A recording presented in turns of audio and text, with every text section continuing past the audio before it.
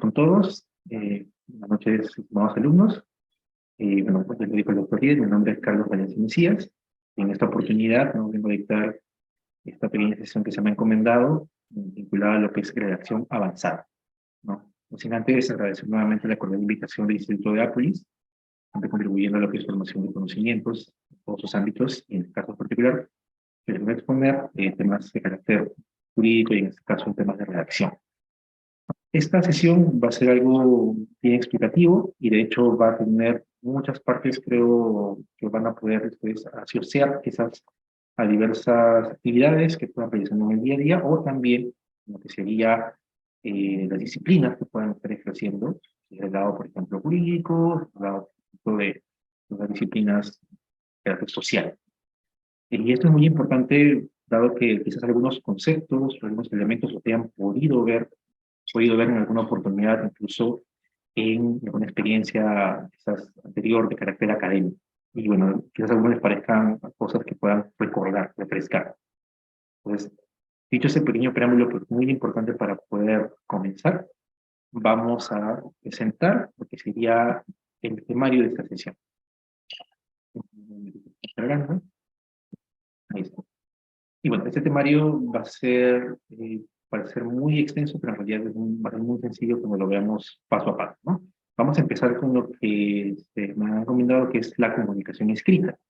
Vamos a analizar el concepto de comunicación escrita, las características de este tipo de comunicación, sus estilos o modos, sus elementos, es decir, aquellos que componen o constituyen la comunicación escrita como tal, y también desde una perspectiva práctica, las ventajas y desventajas de este tipo particular de comunicación. Y luego vamos a empezar a desarrollar manifestaciones, si queremos llamarle así, de la comunicación escrita, empezando con lo que es la descripción, nuevamente un ámbito de definición de concepto, los pasos para realizar una descripción y los tipos de descripción. Seguido vamos a pasar al punto que es la narración, ¿no? También concepto, características y elementos, que son, digamos, los pasos, los componentes esenciales de este tipo de manifestación, para luego dar pie a lo que es la exposición, conceptos que parecerán similares, pero que vamos a ver las diferencias, tanto el concepto, características y los elementos, y los dos últimos puntos, que sería la argumentación. También concepto, características y elementos para finalizar con unas diferencias, ya cerrando, sintetizando lo que veremos a continuación en esta sesión. También voy a darles la perspectiva jurídica, quizás para muchos que estén interesados, un pequeño excursus sobre el tema de argumentación jurídica que se decanta de lo que sería la parte de argumentación. Vamos a comenzar con la parte de la comunicación escrita. Y antes de analizar el concepto de comunicación escrita, de hecho, una pregunta que se puede surgir es, ¿qué es la comunicación? Como un pequeño preámbulo.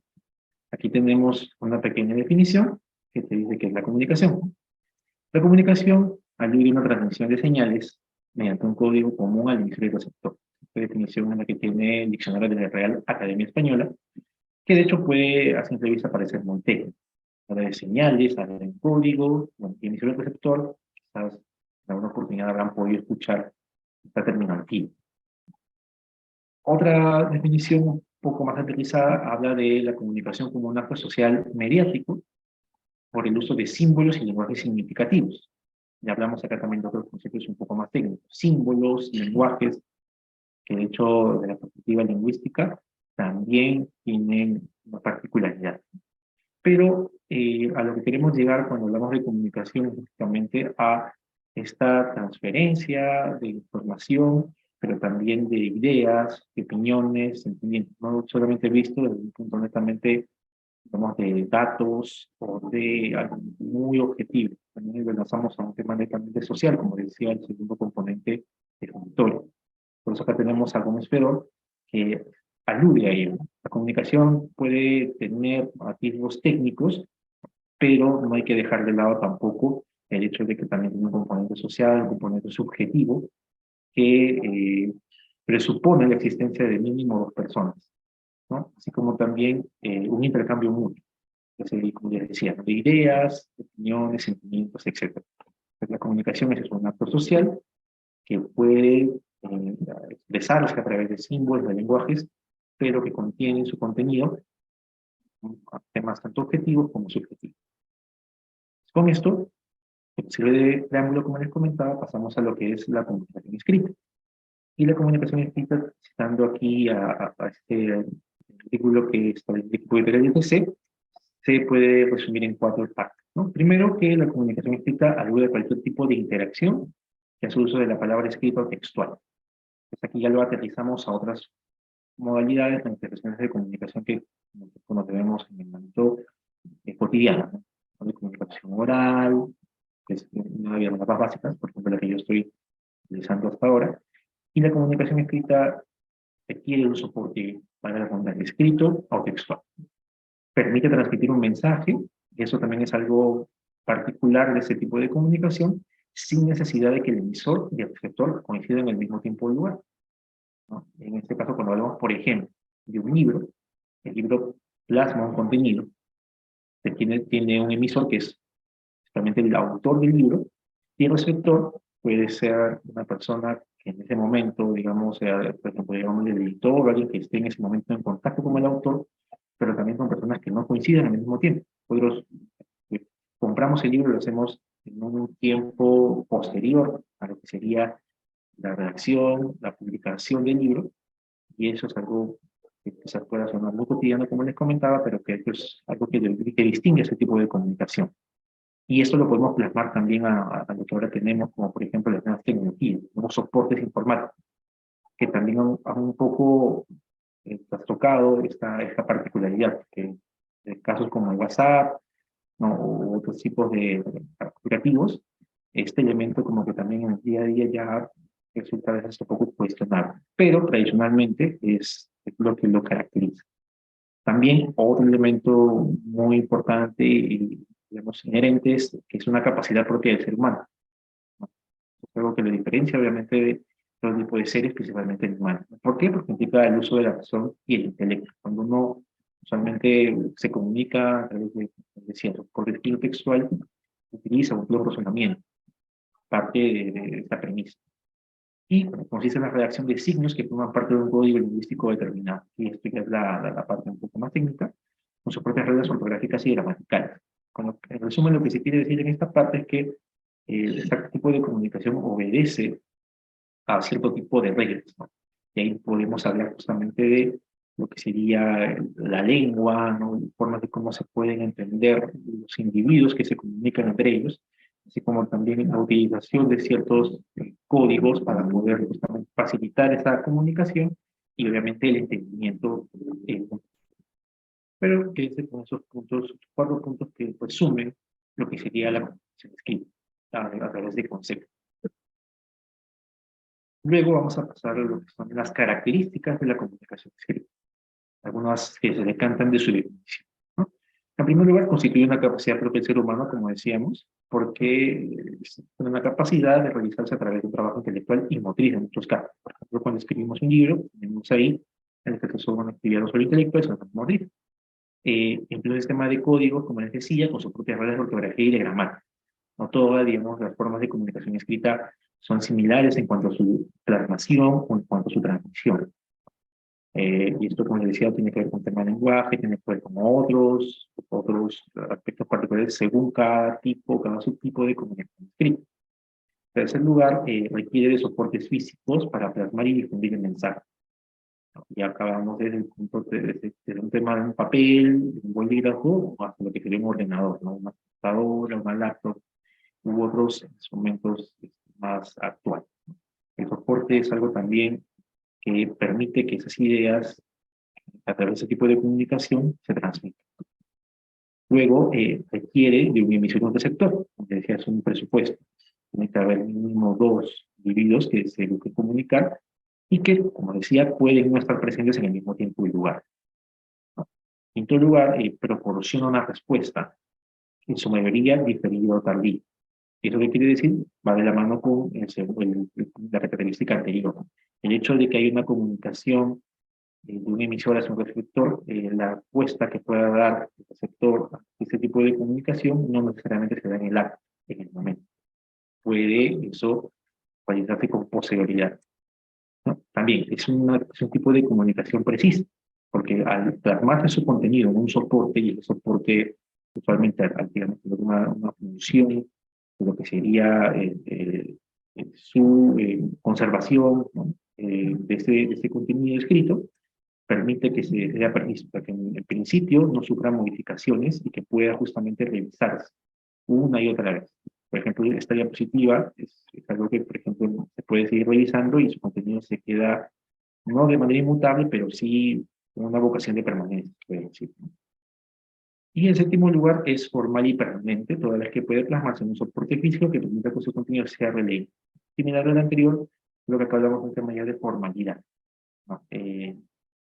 Porque muchas veces, en ciertos casos, por ejemplo, en el ámbito jurídico, se requiere también de cierta formalidad de ese tipo de soportes para que ciertos documentos tengan validez o tengan, ¿no?, cierta legitimidad u oponibilidad, como se puede decir, frente a otras personas. También es un tipo, digamos, de característica que lo hace también especial en ciertas disciplinas, como digo en el caso del ámbito jurídico. Esas son las características de la comunicación escrita. Ahora pasemos a lo que son los estilos o modos de comunicación escrita. Aquí tenemos varios, ¿no?, pero vamos a resumirlos en cuatro: el descriptivo, el narrativo, el argumentativo y el persuasivo. Empezamos con el primer estilo o modo descriptivo. Este estilo, como señala ahí la nómina, consiste en la representación de ideas, de objetos de manera minuciosa, con el objetivo de que el receptor del mensaje pueda reproducir ese concepto instrumento. Aquí, en este caso, este estilo, lo que, como dice la lámina, lo que busca el receptor es que justo se haga una idea lo más clara, lo más precisa posible de determinada perspectiva, o de un objeto, o de una persona, para que lo pueda reproducir. Y acá, como es el ejemplo, ¿no?, palabras escritas que describen una persona, un lugar, una acción, que forman parte de una imagen que está en el receptor. Pues este estilo se enfoca en lo que son las características o los elementos que componen a lo que se busca plasmar en el receptor. No va tanto por un tema de expresión de una opinión, tampoco respecto a lo que serían ciertas expectativos que puedan ser percibidos también incluso por el receptor, en el sentido también una opinión, sino ideas, algo un poco más gráfico, abstracto. Ese es, digamos, un tipo, una modalidad muy común en el ámbito de lo que sería la comunicación escrita. Luego pasamos el estilo o modo narrativo. Este estilo, como dice allí, alude a un tipo de relato, una historia, ¿no?, y que contiene diversas acciones que se conectan entre sí, que pueden estar en orden cronológico, ¿no?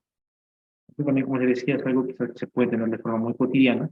Hablamos de contar una secuencia de hechos, acciones, que muchas veces están entrelazadas, ¿no?, y que también pueden estar en orden cronológico, ¿no? Lo usual es que estén en orden cronológico, como una serie de hechos que van sucediendo, por ejemplo, cuando un narrador introduce un personaje, detalla el contexto, lugares determinados, y va contando qué es lo que va pasando con cada personaje.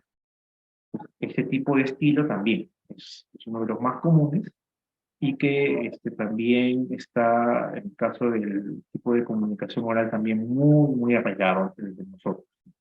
Pero aquí lo tenemos en el auge de lo que sería, por ejemplo, los famosos los libros, las revistas, donde se cuentan historias.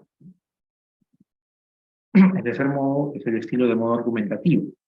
Aquí vamos a poder hacer una pequeña diferencia con los otros dos, ¿no? Este estilo se vincula con el denominado discurso y tiene como objetivo, y aquí sí, es establecer juicios de valor, opiniones, ¿no?, respecto a un tema, a fin de lograr la persuasión del receptor.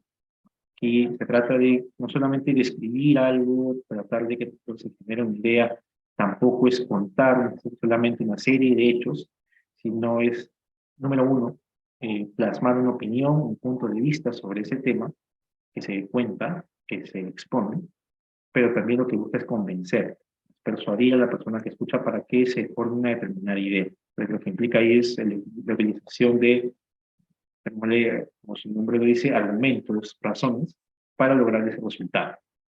Y aquí lo señala en el ejemplo, la presentación de un proyecto para tener soluciones a la crisis económica de un país. Un tema que obviamente necesita de la opinión y también argumentos de la persona para poder generar una idea en los receptores, que son las personas que escucharían este proyecto. Y este último, creo que bueno, en la primera parte, es el estilo expositivo. El estilo expositivo consiste en la difusión de información de manera clara y sencilla, sin emitir juicios de valor por parte del emisor en base a datos concretos o un punto de vista neutral.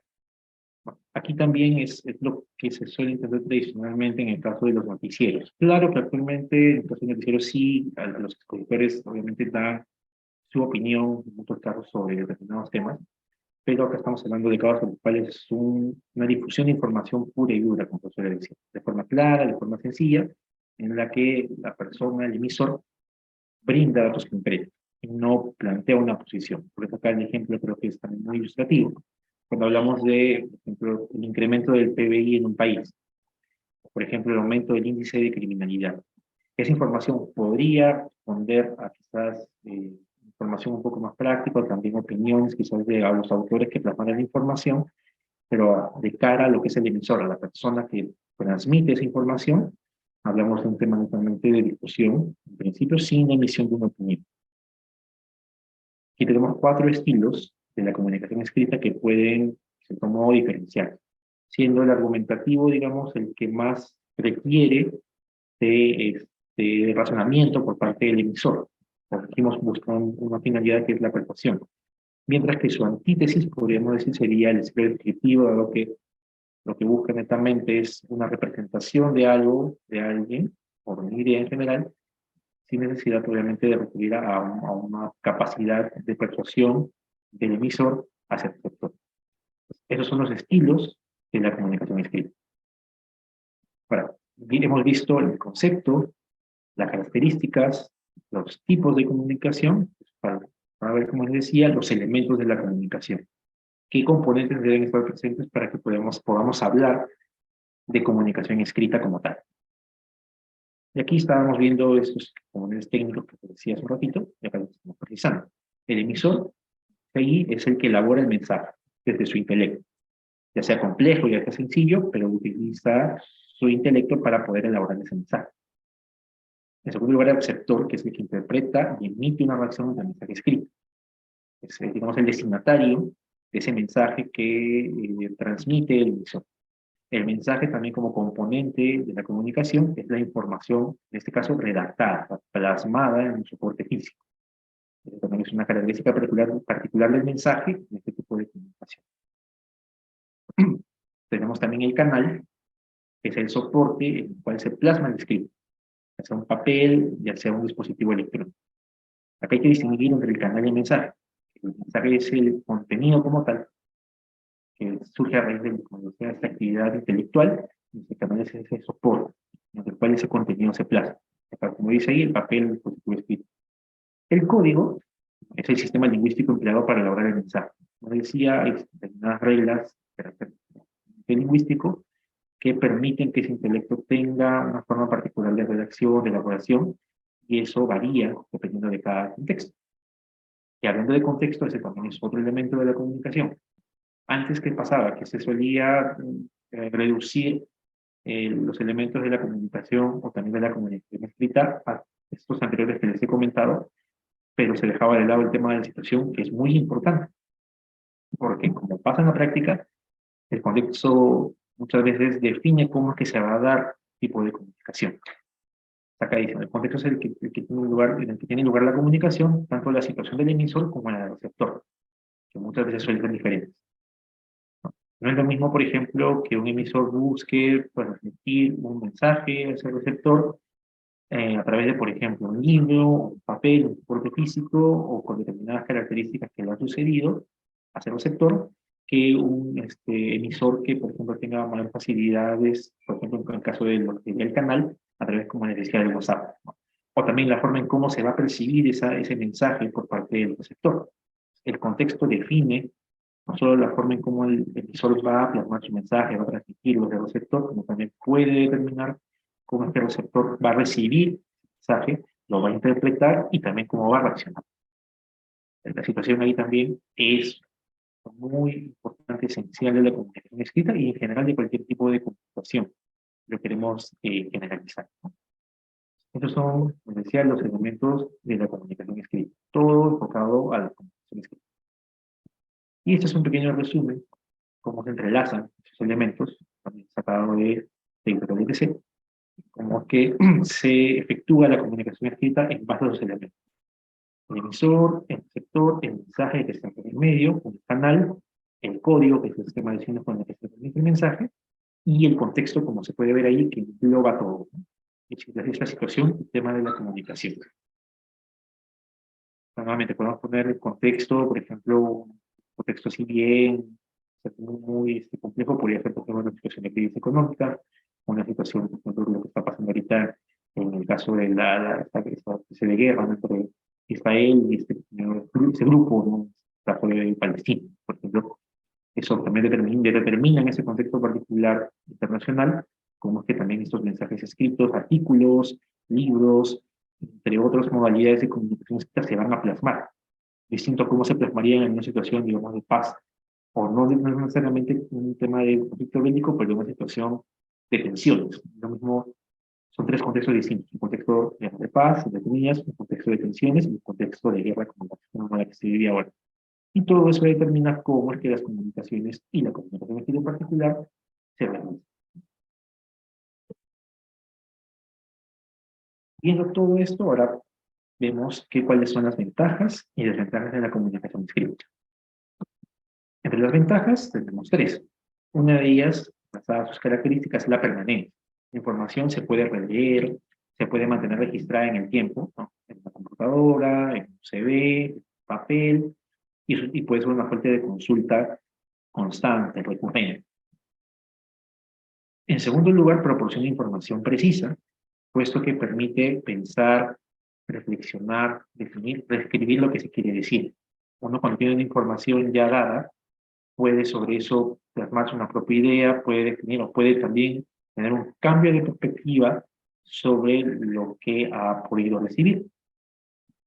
Y esto también influye mucho, cosa que lo distingue de la comunicación oral, donde por su propia naturaleza, a veces eso hace que la información no se, lo que se pretenga con mayor facilidad en el receptor, y eso puede tener problemas en su respuesta o en futuras percepciones que pueda tener sobre el mensaje transmitido por el emisor.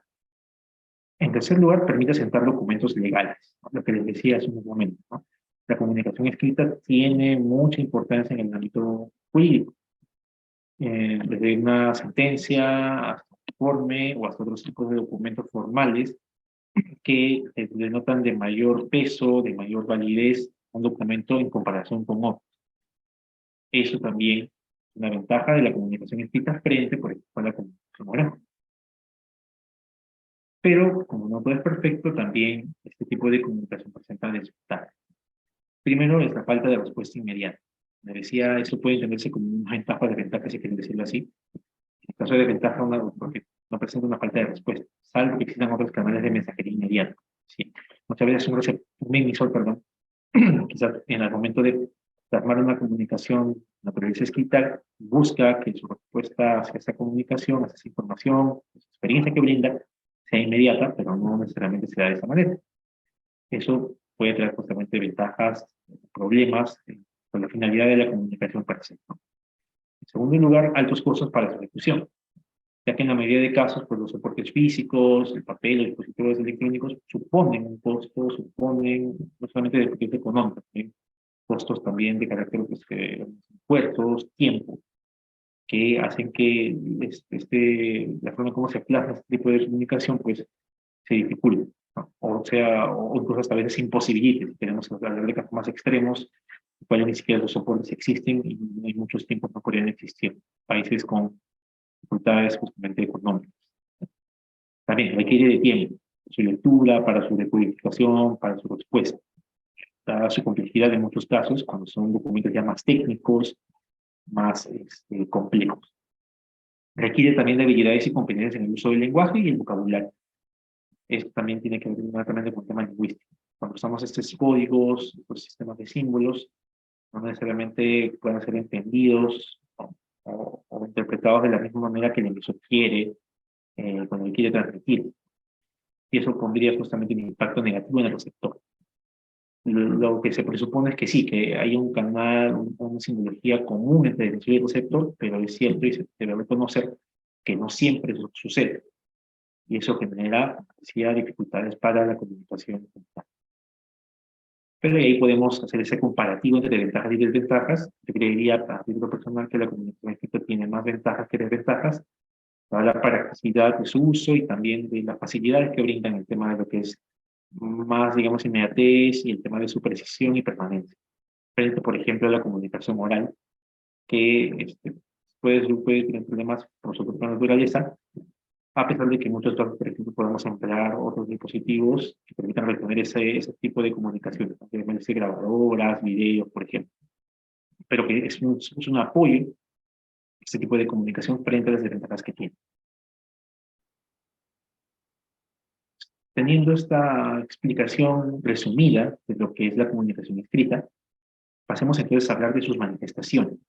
Y vamos a empezar, digamos, de las más, decía, de la más sencilla en términos de razonamiento, de intelecto, a las más complejas. Y tenemos aquí a la descripción, que ya le habíamos dado una especie de explicación previa cuando hablamos de los tipos de comunicación escrita, ¿no? Entonces, concepto. ¿Qué es la descripción? ¿Cómo entendemos describir? Que parezca lo más sencillo del mundo, tiene también unas particularidades. La descripción es un tipo de técnica que se encarga de contar, mediante detalles y características, cómo es algo o algo. Una definición bien coloquial, pero que aborda o abarca, ¿no?, elementos ahí muy interesantes. Contar detalles y características, algo o algo. Su finalidad, que la audiencia, la persona, el receptor, entienda en su totalidad lo que les es referido, lo que se le describe, lo que se le busca plasmar con facilidad y logra reconocer o hacerse una idea de lo que se explica sin ningún inconveniente. Entonces, la descripción es lo que busca es que haya un entendimiento respecto a lo que se quiere plasmar en el receptor en cuanto a la descripción de esos detalles y características de algo o algo. Pues si no logras esa finalidad, la descripción como tal pues no falla, ¿no? Y esto se puede resumir aquí en estos tres componentes que están a la derecha, ¿no? Es una técnica, consiste en contar cómo es algo o alguien, ¿no? Su nombre lo dice en la descripción. El enfoque está en los detalles y características de lo que se cuenta, como es, ¿no?, una parte tanto física como psíquica, digamos así, características de casos. Y la finalidad es el entendimiento por parte del receptor de lo que se le cuenta, de lo que se le busca plasmar a nivel abstracto, y que lo entienda de manera que es sencilla. Pues eso también, puede decir, condiciona lo que debe hacer una buena descripción, su sencillez, su claridad, porque obviamente si utilizamos términos muy técnicos o muy generales, eso no va a permitir que el receptor se dé una idea clara de lo que se le está describiendo. Esa es la definición de descripción. Ahora, pues, como decía, parece sencillo, pero también tiene pasos o pasos que hay que hacer antes de hacer una descripción. Y esto, claro, uno cuando dice voy a describir algo, quizás no se ponga a pensar en estos pasos, pero inconscientemente uno los hace. Entonces, ¿no? Son esos cuatro, una secuencia. En primer lugar tenemos lo que es la observación, en segundo lugar la selección, en primer lugar la ordenación y finalmente la redacción. Recordemos que aquí estamos haciendo énfasis en la descripción o las manifestaciones de comunicación escrita. Aquí hablamos de redacción justamente porque es el componente particular de la comunicación escrita. La observación consiste en, como dice su nombre, observar detalladamente lo que se va a describir. Observar o hacerse una idea bien clara de lo que se va a describir, teniendo en cuenta y anotando los elementos, características y cualidades que comprende el explicar. Uno tiene que darle ahí de aterrizar a la mayor medida posible cuáles son esas características o detalles de lo que vas a escribir aspecto de que te entiendan. En segundo lugar, eso que has observado pasa por una fase de selección, ¿no?, que supone elegir los elementos y características más importantes de aquello que ha sido observado en función de la finalidad de lo que se descubrirá. Acá la selección es vital, por dos razones. En primer lugar, porque mientras más selectivo, mientras más preciso uno sea en lo que va, en esos elementos o características, va a permitir que el receptor obviamente lo entienda y se haga una idea sencilla, clara de lo que se le está diciendo. Y en segundo lugar, porque se cumple la finalidad de lo que es la descripción en sí, que es no solamente que te entienda, sino que se entienda lo mismo. Porque puede pasar que yo me describa algo al receptor, pero el receptor se dé una idea, pero que eso no sea lo que uno quería, en contexto particular, expresar al receptor. Pues acá la selección es también muy importante. No solamente es escribir por escribir, sino también encontrar elementos, los más importantes que permitan darse una idea al receptor de lo que se le quiere dar a conocer. Y acá podemos hablar de un ejemplo tan sencillo como describir, por ejemplo, cómo es una mesa. No es distinto decir cómo es una mesa, hay miles o muchos tipos de mesas, a que yo quiera decirle al receptor, si es por ejemplo familiar, cómo es la mesa que yo quiero que esa persona se compre, porque yo considero que es muy buena en calidad, pues cómo hago para que esa persona entienda que es de buena calidad, precisamente describiendo aquellos elementos de esa mesa que lo hacen de calidad. Llamémosle, por ejemplo, el material, dimensiones, etc. Pues eso lo que hace la diferencia entre una descripción compleja o general a una descripción más detallada, más selectiva. En tercer lugar, la ordenación. Como decía, organizar aquello que ha sido previamente seleccionado. Yo tengo digamos, una lluvia de ideas, se puede decir, es lo que quiero describir. Ya he seleccionado esos componentes principales que voy a utilizar para describir, pero también los tengo que organizar, ordenar, para que también el receptor lo pueda entender. Ya que hablamos ya de criterios más de orden sensorial, como dice ahí, forma, tamaño, color, espacial, ¿no? Si queremos hablar de distancia, por ejemplo, si está lejos, si está cerca, ¿no? Y también de orden lógico, de lo general a lo particular, o que guarde coherencia con lo que yo busco transmitir. La ordenación es, como digamos, la depuración, si queremos llamarlo así, final de lo que voy a transmitir para el receptor, antes de que reciba esa información. Y eso finalmente da pie a lo que es la redacción, como yo lo materializo en un soporte físico, o en este caso, carácter electrónico. Supone plasmar la descripción a partir de la ordenación realizada, utilizando para ello un lenguaje adecuado y una estructura al momento de la explicación para que esto sea entendido. Acá debemos tener dos detalles. Como dijimos, los tres pasos anteriores tienen que ver con la forma en cómo uno elabora el... Sí, disculpadme, creo que has notado, ¿no?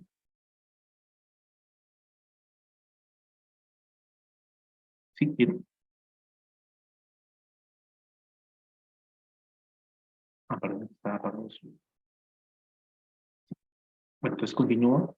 Como les decía, en el caso de la redacción tenemos dos particularidades, ¿no? Disculpe, sucede que nuestros Sí, participantes nos dicen que no se escuchaba sobre el audio, pero sí se está escuchando. Por favor, nos confirman por el chat los uy, participantes si se escucha, ¿sí? Para que pueda tener claro los participantes del grupo de WhatsApp. Disculpe, doctor. A ver, sí, no un te preocupes. segundito, le voy a dar pase. Sí, se escucha. Perfecto. Sí se escucha bien, todo bien. Listo, doctor. Entonces puede continuar. Dispensen. De Gracias. acuerdo. Muchas gracias, Miguel. Sí, entonces continuando, estábamos en el paso final, ¿no? De lo que es la redacción. Y aquí hay dos aspectos centrales que quiero que queden claros, ¿no? En primer lugar, los pasos anteriores que les mencionaba tenían que ver con lo que es la elaboración, la plasmación de eso que busco describir hacia el receptor. Pero tenemos un paso adicional que es la redacción, como yo plasmo ese contenido en ese soporte, ¿no? Como les decía, físico, electrónico, como quieran decirlo. Y aquí también es importante la redacción, porque uno puede tener, nuevamente, en el ámbito intelectual, en todas las ideas, todo muy claro, seleccionado y ordenado, pero si no está bien plasmado y redactado en ese soporte, no vas a lograr la finalidad de la descripción. Por eso acá hablamos de que para la redacción tienes que utilizar un lenguaje adecuado, lo más sencillo, lo más preciso posible, y una estructura, si queremos hablar de expresiones más complejas, para poder explicar bien al receptor qué es lo que quiero que entienda o quiero que se haga una idea de lo que estoy describiendo. Entonces, pues, si ambos fallan, si estos tres pasos fallan, como te digo, la redacción obviamente no va a describir de manera clara lo que yo quiero que se haga de idea del receptor, o puedo tener esta observación, esta selección y ordenación perfectas, pero si no lo plasmo de manera correcta en el soporte físico, entonces no va a servir de nada lo que hice porque el receptor tampoco va a entender. Entonces, ambos puntos, tanto la redacción como los otros tres pasos que les decía, que son dos momentos distintos y tienen dos manifestaciones distintas, son vitales para poder hacer una buena descripción, ¿no? En el ámbito oral, como les decía, quizás esto no es muy claro porque lo hacemos incluso de manera inconsciente, pero en el ámbito escrito, cuando hablamos, por ejemplo, de lo que son trabajos científicos o trabajos expositivos, argumentativos, en muchos casos es muy importante. Cuando queremos, por ejemplo, explicar ciertos elementos técnicos, ¿no?, que requieren de una mayor complejidad para que puedan ser entendidos, no solamente por los propios profesionales que están, por ejemplo, en el caso de la medicina, sino también, como se dice, el ciudadano de aquí. Pues, muchas veces se busca describir, no sé, un tipo de enfermedades, o en el caso médico, en el caso legal, por ejemplo, un tipo de conceptos, principios que también a veces tienen latinismos, que quizás no se entiende muy bien. Para que se pueda entender, lo que tiene que hacer el emisor es, en el caso de la comunicación escrita, tener en cuenta estos dos fases o etapas, tanto la formación de la información como su redacción en soporte físico. Estos pasos secuenciales, ¿no?, dan esa idea para que la finalidad de la descripción se cumpla. Ahora pasamos a lo que son los tipos de descripción. Ya sabemos qué es la descripción, qué pasos tengo que seguir para hacer una descripción, y ahora cuáles son los tipos. Hay varios tipos, pero los vamos a englobar en dos grandes grupos. Primero, la descripción literaria, y en segundo lugar, la descripción no literaria o técnica, también llamada técnica. La descripción literaria. ¿Qué es la descripción literaria? Es un tipo de descripción, como se señala allí, pero es propia de los textos poéticos o literarios. ¿En qué sentido? En el sentido de que se presta más atención a las impresiones o sensaciones que el objeto de la situación descrita suscita en quien lo describe, que a la caracterización real y objetiva de cómo son. Tiene como función principal conservar la estética del texto, es decir, hacer énfasis en cómo se aprecia, cómo se puede pensar subjetivamente lo descrito. ¿Qué quiere decir esto en resumen? Que cuando hablamos de una descripción literaria, claro, buscamos, como decíamos anteriormente, dar que el receptor se dé una idea de lo que sería el objeto o alguien o una situación que yo quiero transmitir al receptor. Eso se da, pero el énfasis en ese tipo de descripción no está tanto en eso, sino en las sensaciones que le genera eso que quiero describir al receptor. Cómo, cómo se tendría que sentir o debería sentir, o cómo quiero que se sienta al receptor al momento en que yo describo algo. Esto, por ejemplo, en el caso de un poema puede ser lo más claro, ¿no? Cuando buscas transmitir un tipo de situación o sentimiento en particular en el receptor, y para eso utilizas determinadas palabras que pueden quedar muy bonitas, pueden rimar o pueden simplemente dar una idea muy, pues, armoniosa, bella de lo que quiero decirle al receptor. Tanto más que lo que es la propia caracterización real y objetiva de lo que quiero describir. No es lo mismo, por ejemplo, que yo quiero describir un girasol desde una perspectiva científica lo más objetiva posible, a describir un girasol utilizando un lenguaje justamente más poético que busque transmitir en un determinado público cómo quiero que aprecie la belleza del girasol en un determinado contexto. Pues el lenguaje poético literario se enfoca en eso, ¿no?, en esas sensaciones que quiero que perciba, o impresiones quiero que perciba el receptor. Por eso habla de la conservación de la estética del texto más que en lo que es la caracterización real y objetiva de lo que yo le quiero describir al receptor. Y tenemos justamente las características de este tipo de descripción, ¿no?, de descripción literaria, ¿no? Uso de adjetivos explicativos, o sea, el emisor utiliza variedades de adjetivos explicativos, un lenguaje subjetivo, que lo que tiene por razón de ser es generar esos sentimientos e impresiones al receptor, y abundantes figuras poéticas, principalmente en los textos poéticos. En el caso de los textos ya más literarios, por ejemplo, pongamos en el caso de cuentos, en el caso de obras literarias que buscan enfatizar en características de un determinado objeto o persona. Entonces, puede ser cosas reales, como decía el ejemplo del girasol, otros hasta series incluso hasta mitológicas, que no existen sí, pero que nos dan una idea, nosotros como receptores, de qué es lo que cómo queremos que entendamos un dragón, por ejemplo, en libros fantasiosos, en libros mitológicos. Se utilizan figuras poéticas, conceptos poéticos para poder generar esa impresión en el receptor. Y también la descripción literaria tiene dos dimensiones, o se presenta dos dimensiones o modalidades. Primero, la descripción estática, que es aquella en la que el tiempo del relato se enlentece o se detiene. Es decir, se deja de lado la acción de la historia narrada para enfocarse en la descripción del ambiente o de los sentimientos del momento.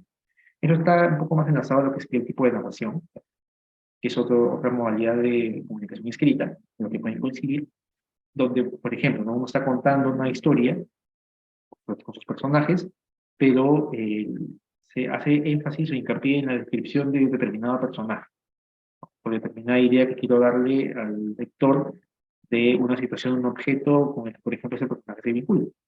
Entonces, pasa parte de la, digamos, de la obra literaria en haciendo énfasis en esos detalles, más que en que la historia per se avance.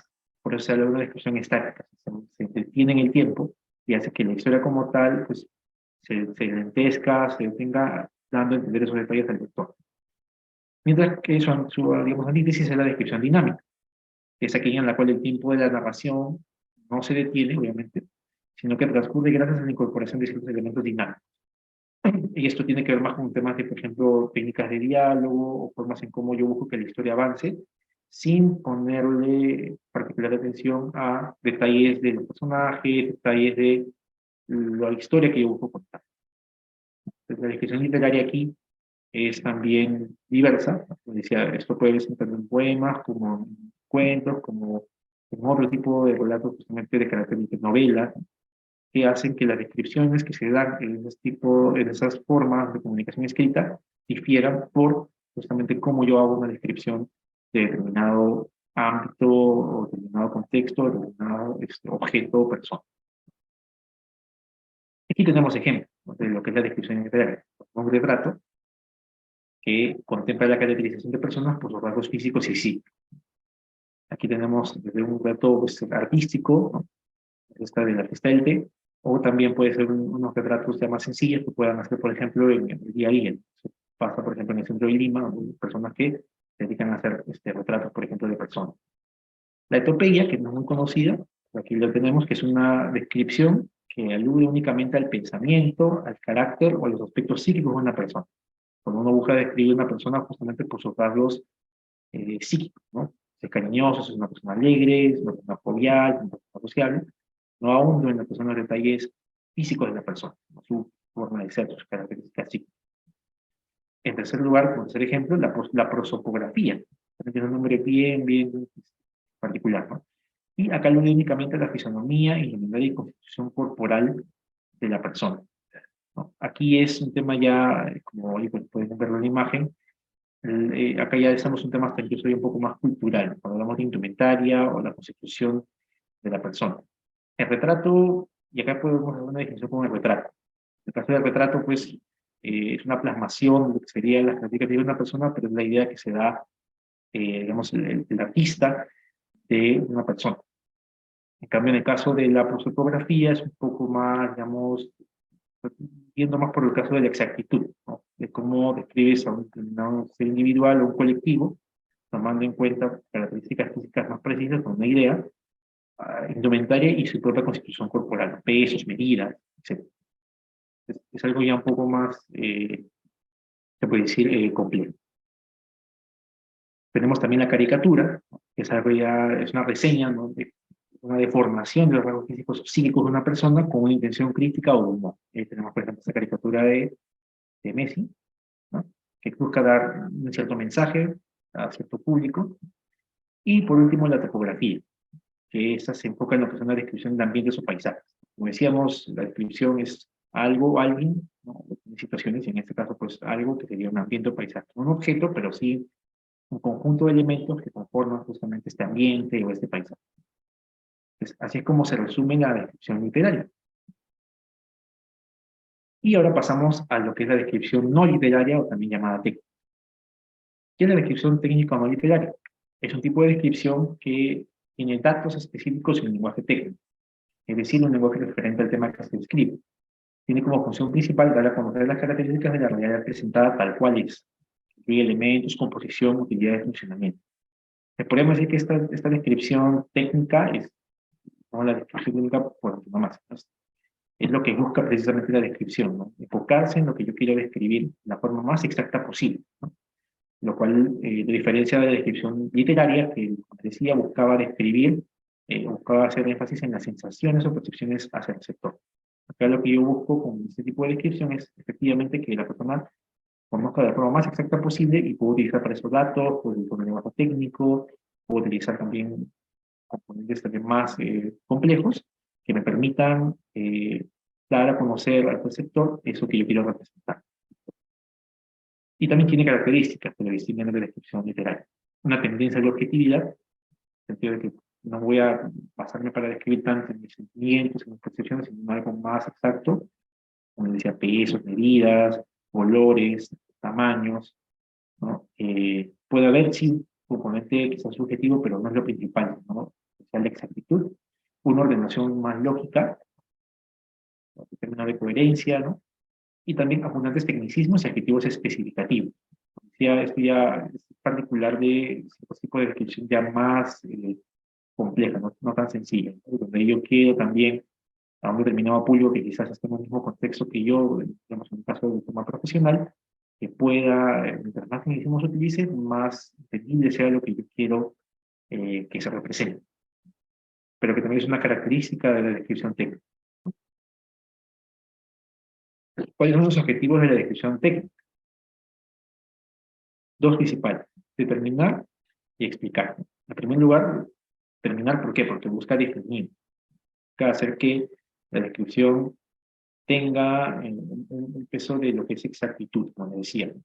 Y esto tiene manifestaciones que pueden dar a entender su objetivo. Por ejemplo, en enciclopedia. Cuando en enciclopedia buscamos allí términos también, no como un diccionario donde puedes encontrar un nombre, los significados de las palabras, sino también algo más gráfico. En las enciclopedias tenemos mapas, tenemos fotos, tenemos algo que no solamente se traduce en palabras, sino también en otros elementos, en este caso más gráficos, que hacen que la idea se entienda mejor. Una definición más exacta de lo que le quiere describir al lector.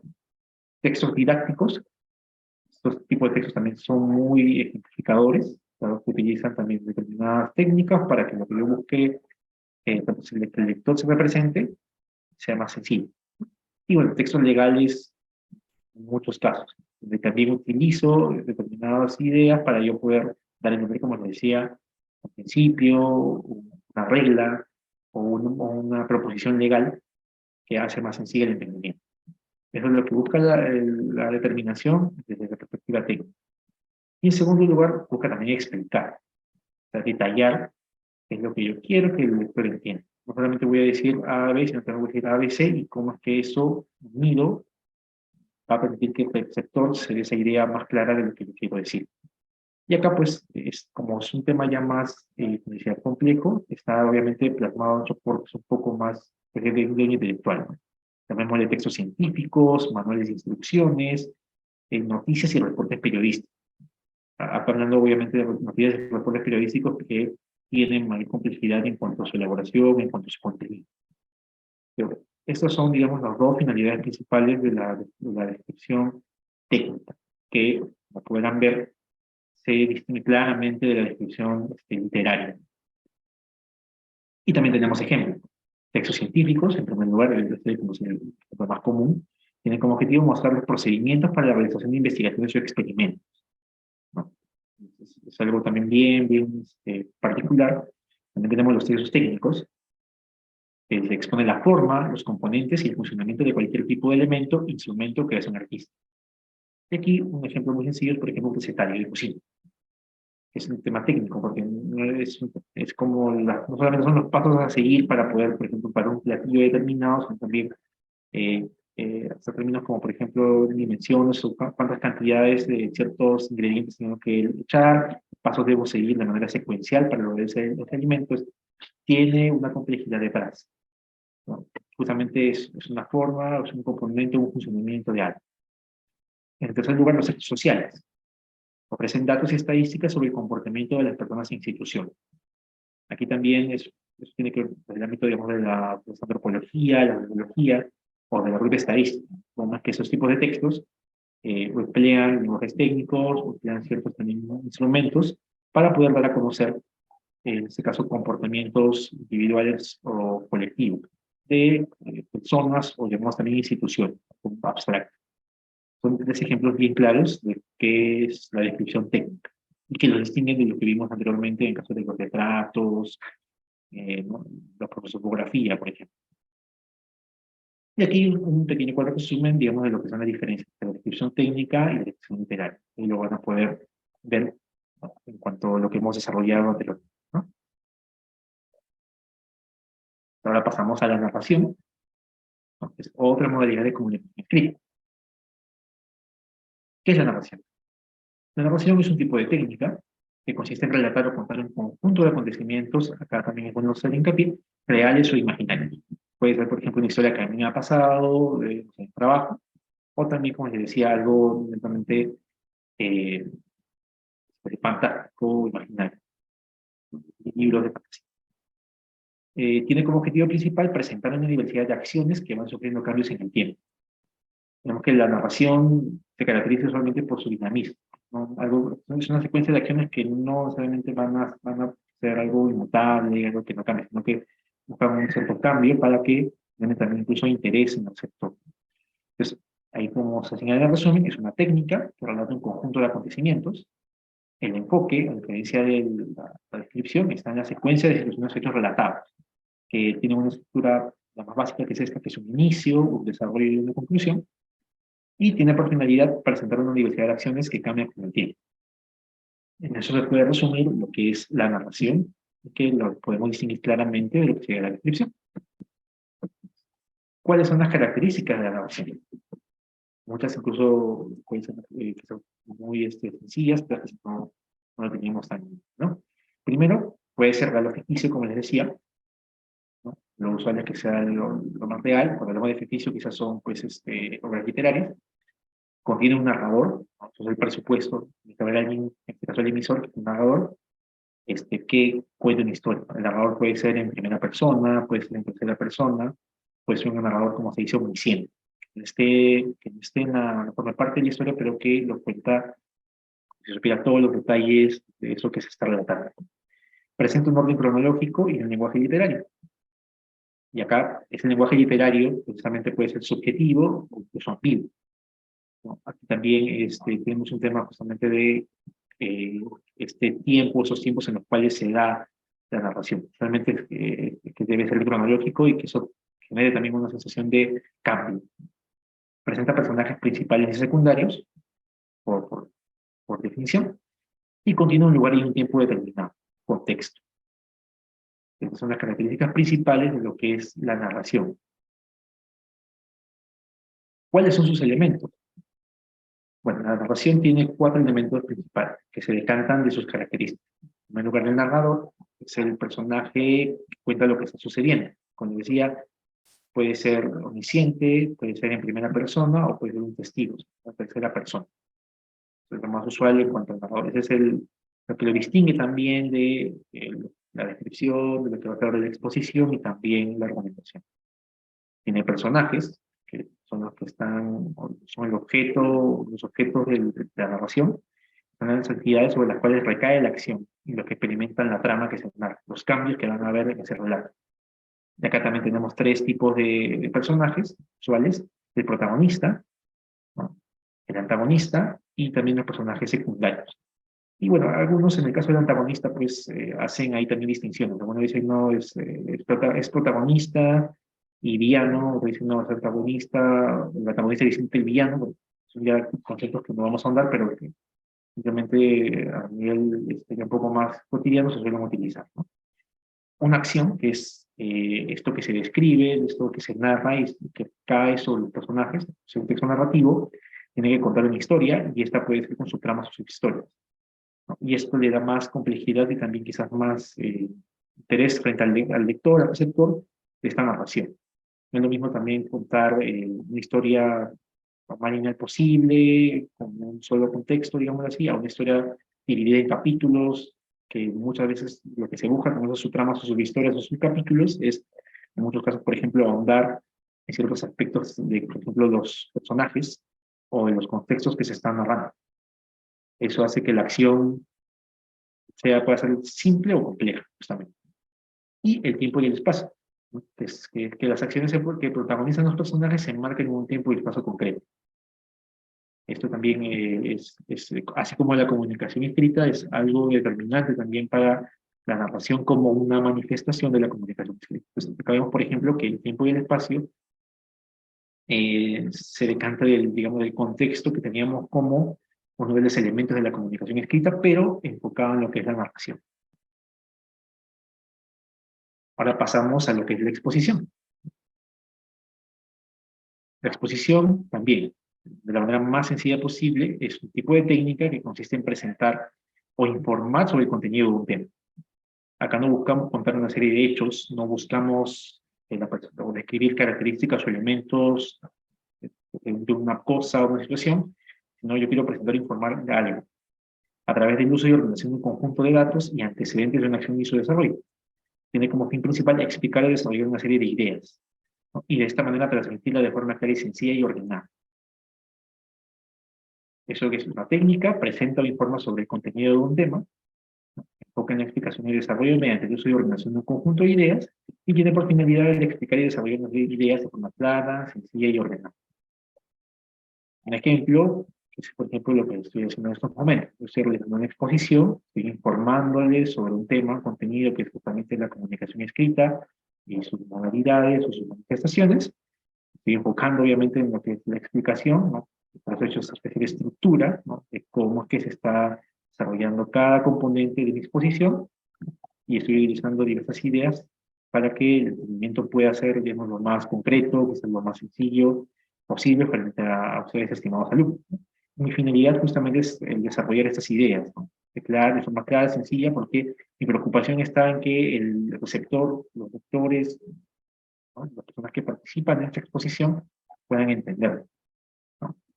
En la narración, por ejemplo, esto muchas veces no es lo principal, como les decía. Lo que busca la narración es contar algo, pero el enfoque no está tanto en el entendimiento del receptor.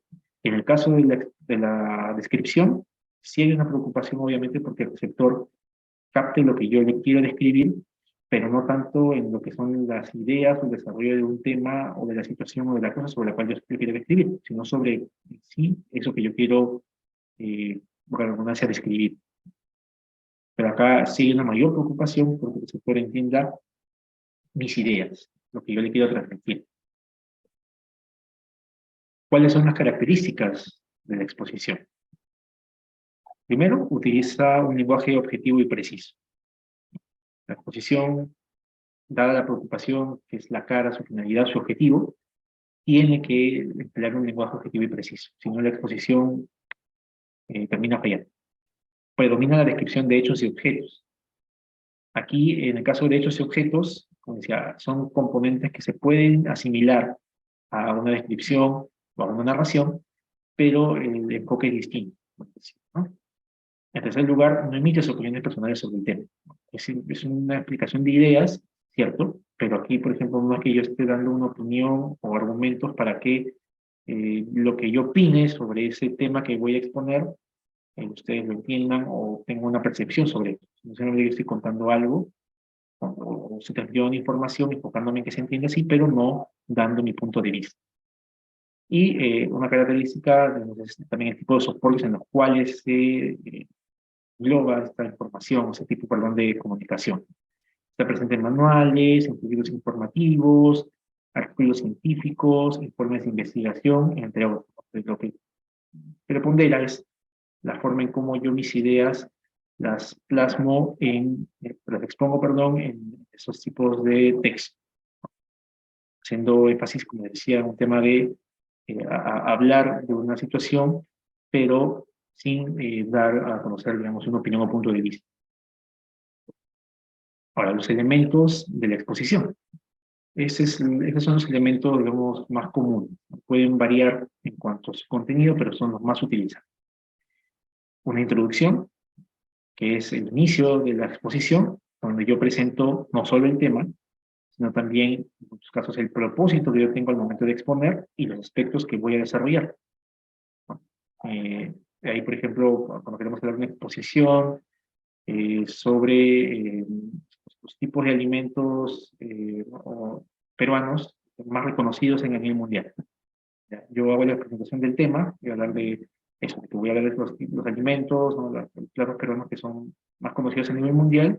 ¿Cuál es mi propósito? Pues mi propósito es que dar a conocer a nivel internacional muchas personas esos platillos y qué aspectos voy a desarrollar. Por ejemplo, cómo voy a dividir esos platillos, no sé, platos de la costa, la sierra de la selva, o voy a describir quizás cada platillo, su tipo de preparación o los sabores que puedan estar conformados de estos platillos. Pues, ahí ahondo más y no solamente digo voy a presentar eso, ¿no? Aterrizo más la idea para que se pueda captar mejor tanto mi objetivo como también lo que quiero desarrollar sobre ese tema. Entonces ahí la introducción también es muy importante.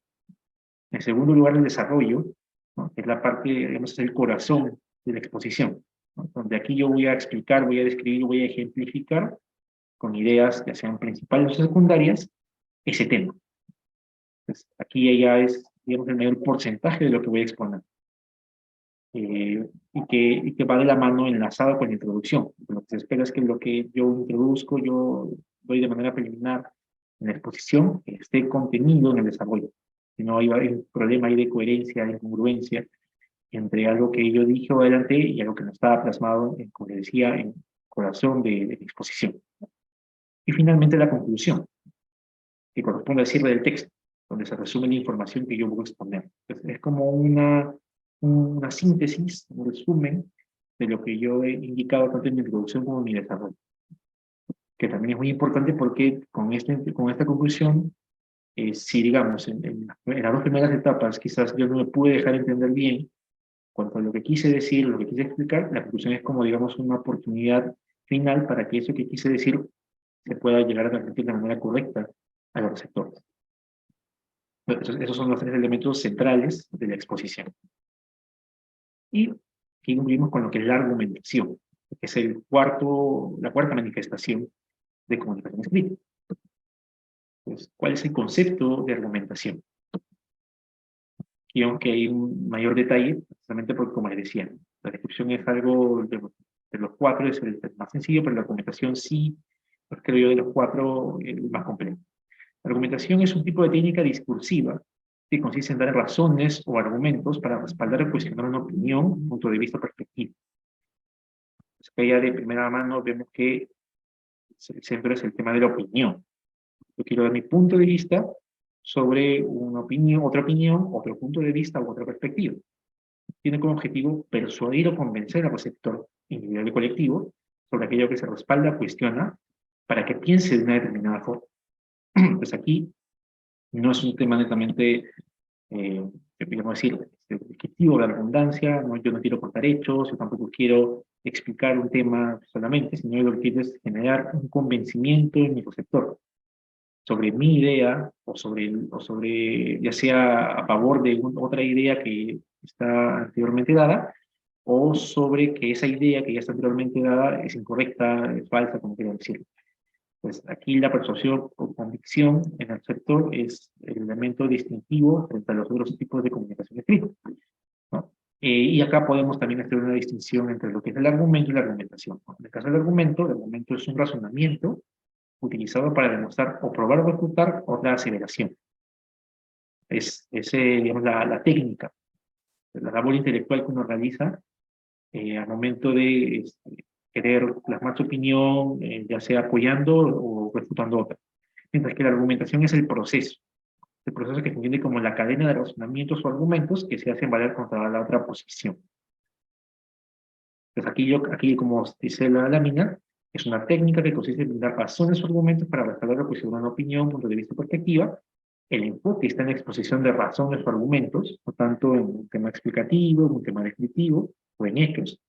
Y su finalidad es la convicción, generar una convicción del receptor para que piense de una determinada forma. Pues ahí lo que busca el emisor es encaminar, se puede decir, al receptor para que tenga una sensación, en este caso, de lo que es mi idea, que mi idea es correcta o quizá ya que sea incorrecta, pero que se entienda cuál era mi punto de vista sobre una opinión en particular. Las características de la argumentación las podemos resumir en cuatro. Primero, que se define una postura concreta, que usualmente es la postura del emisor, la persona que da a conocer su punto de vista. Ofrece datos y argumentos para definir dicha postura.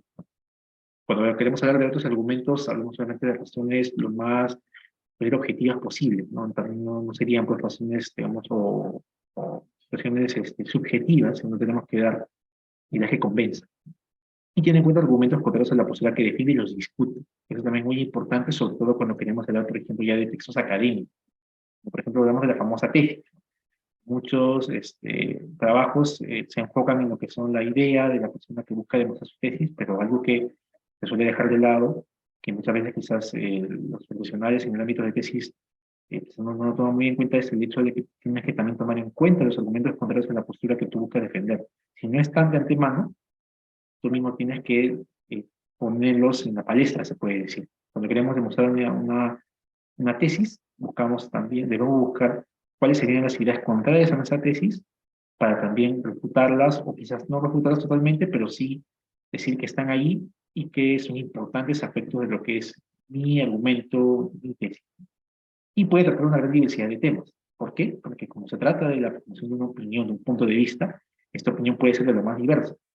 Puede tratar de aspectos netamente técnicos, puede tratar de aspectos coloquiales, puede tratar de disciplinas, no solamente de derecho, por ejemplo, puede tratar de sociología, de historia, de política, y eso le da mayor variedad. Solamente justamente dar la opinión frente a un determinado tema. O sea, puede ser que un tema sea legal, pero con mi opinión yo y abres arista a otras disciplinas, no solamente la disciplina legal. ¿Cuáles son los elementos de la argumentación? Tiene 4. En primer lugar, el objeto de la argumentación. En segundo lugar, la tesis, como venía diciendo. En tercer lugar, el cuerpo de la argumentación. Y finalmente, la conclusión. Estos elementos, su estructura, por ejemplo, acá vemos que se asemejan un poco a la estructura de la exposición. Pero vamos a ver que en este caso tienen una pequeña complejidad particular, ¿no? En el caso del objeto de argumentación es el tema sobre el cual yo voy a argumentar, ya sea a favor o en contra, pero sobre lo que va a incidir mi argumentación, mi razonamiento. En segundo lugar, la tesis, que es la idea fundamental en torno a la cual yo voy a reflexionar. Por ejemplo, vamos a hablar de lo que pasa en el día a día, por ejemplo, tema de política. Yo quiero hablar de que estoy en contra, no sé, de cierta ley que se ha dictado o de cierta medida que ha adoptado determinado ministro o determinado legislador. Mi idea principal va a ser refutar el proyecto de ley X que emitió el Congreso. Bueno, pues, ese es mi objeto de argumentación y mi tesis es decir que ese proyecto de ley es perjudicial para la población. Pues mi tesis es que parto del presupuesto de que esa ley es perjudicial y lo voy a demostrar a través de justamente argumentos. El cuerpo es la parte donde se despliegan las ideas, las razones, los motivos que sustentan mi posición, mi tesis. Justamente son lo que yo pretendo demostrar. Y la conclusión es esta especie de reflexión final sobre el tema que yo he tratado, sobre el objeto de la argumentación. Y aquí desde todos los ángulos. Puede ser desde un ámbito netamente eh, de demostrar mi tesis o decir que está demostrada en parte, o también puede ser como una suerte de reflexión final que da pie quizás a un futuro desarrollo no solo de parte mía como autor, sino de otros autores. Y hasta llegar al objetivo deseado que es ese, que se dé por claro que yo plasme o yo busque dar mis razones frente a ese determinado objeto de argumentación, ese determinado tema. Son 4, ¿no?, que se dan de manera conjunta, ¿no?, en el caso de la argumentación. Y aquí queremos entrar un poco más en ciertos elementos de la argumentación. En primer lugar, la tesis. La tesis, como les decía, era la idea fundamental sobre la cual se desarrolla la argumentación. Pero la tesis también debe presentarse de forma clara y objetiva. Como les decía, no es lo usual que una tesis se base en temas subjetivos, porque eso puede generar, como el tema subjetivo usualmente es algo muy diverso y va a depender de determinadas personas, muchas veces eso no va a generar el convencimiento de los autores. Mientras más claro, mientras más objetivo sea la posición que yo tenga sobre algo y las razones que voy a dar sobre algo, va a generar un mayor poder de convencimiento frente a los autores, ¿no? Además, la tesis no solamente debería expresar la postura del autor, sino también, sobre todo, debería mostrar cómo es que se va a construir esa argumentación.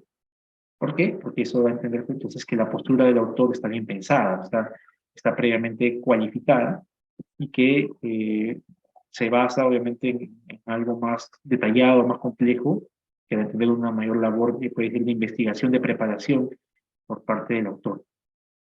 Puede contener varias ideas, eso sí, la tesis puede ser variada en cuanto a sus elementos, pero es aconsejable que no sea excesiva, que no tenga demasiadas ideas porque va a generar un doble problema.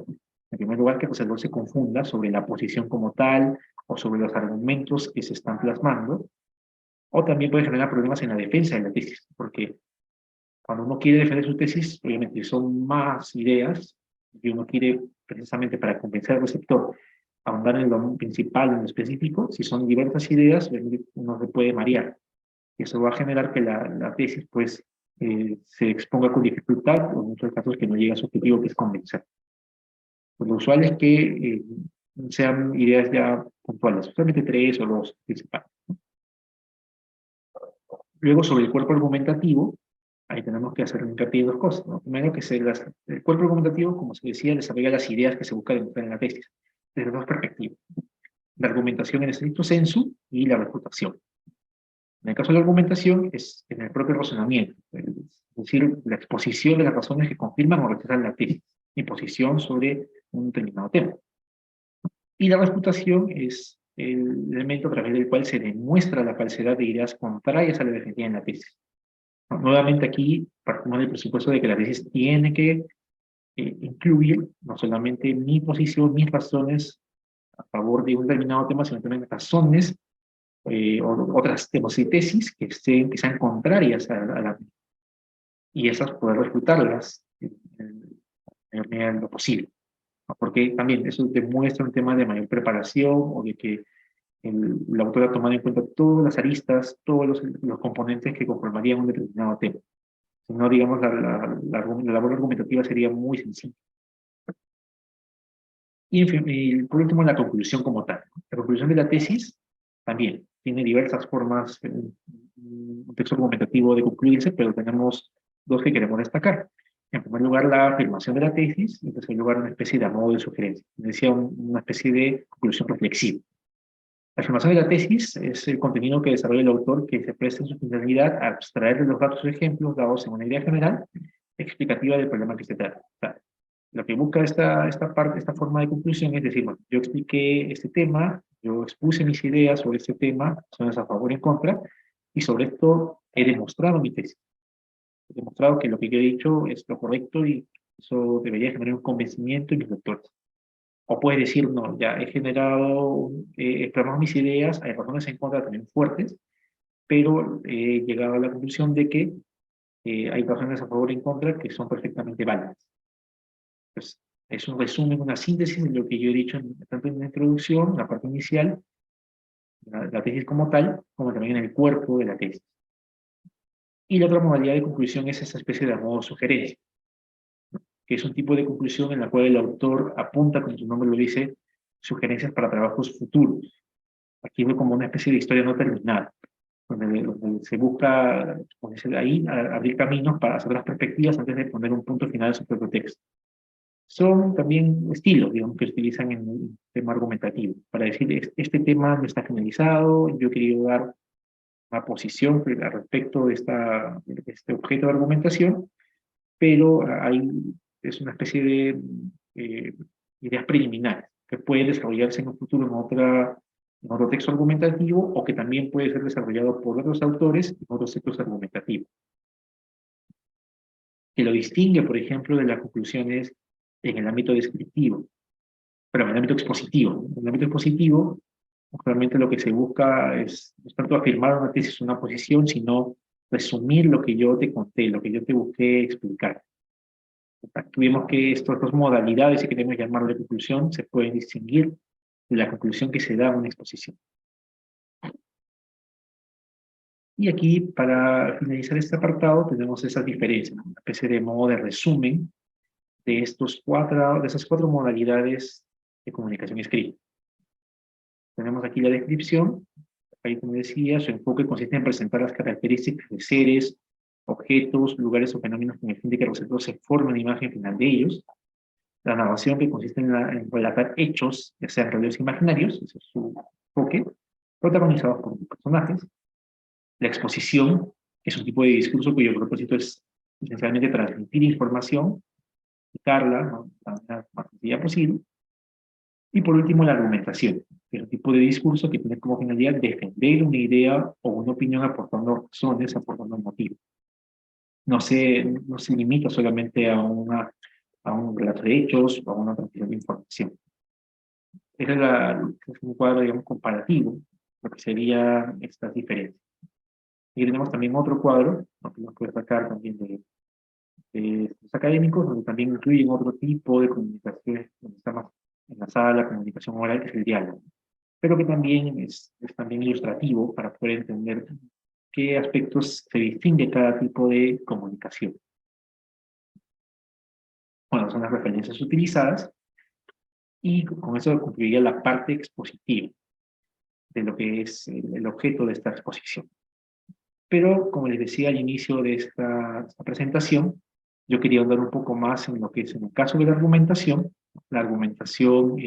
famosa argumentación jurídica. ¿Por qué? Bueno, porque tiene que ver justamente con lo que es esa posición desde el lado de mi experiencia como abogado.